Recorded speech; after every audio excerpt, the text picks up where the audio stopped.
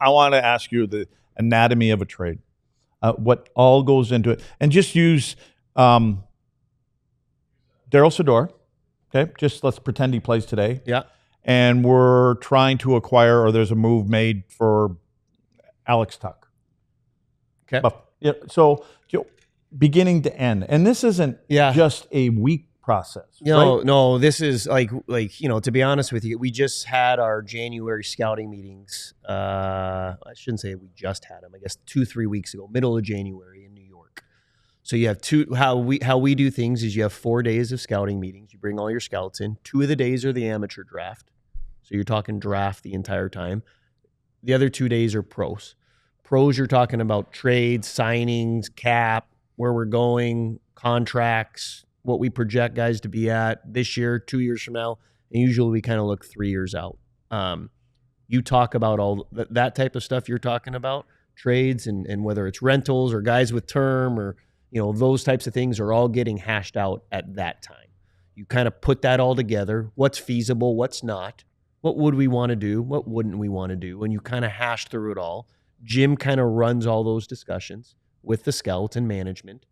And we get a good base and a good list together of where maybe Jim should reach out to some general managers and see if there might be something that would make sense.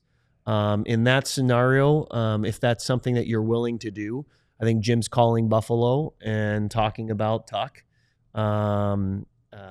Usually in that conversation, you probably would bring up we'd be willing to move a defenseman, left shot guy who's mobile and a veteran player. You might not bring up Daryl Sador's name there, but you might just give him a little bit of a dangle a carrot. A little bit of a carrot. You probably want to get Tuck's name out there so he knows what he's got to start wrapping his mind around giving up. And then you just kind of let it marinate. I'd say 99. Gosh, I mean, I'm guessing, but like 99% of those conversations that Jim has with general managers when on trade don't happen. Mm-hmm. Wow. But there is a percent that 2 weeks, 2 months, sometimes a year later, there's a call and it's like, hey, you still interested in this player?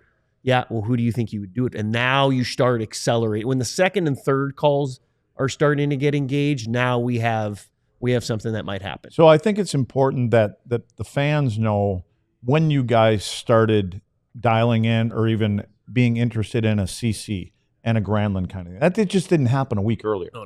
Like, when did that process, or just having him on your radar, if something comes down the pike that this is what we'd be interested in? I'd say you're starting to look at your rentals in November, December, what your needs are. You're starting to look, you're watching your team, you watch it through October, you get through November. Okay, we got a pretty good kind of see where we're at.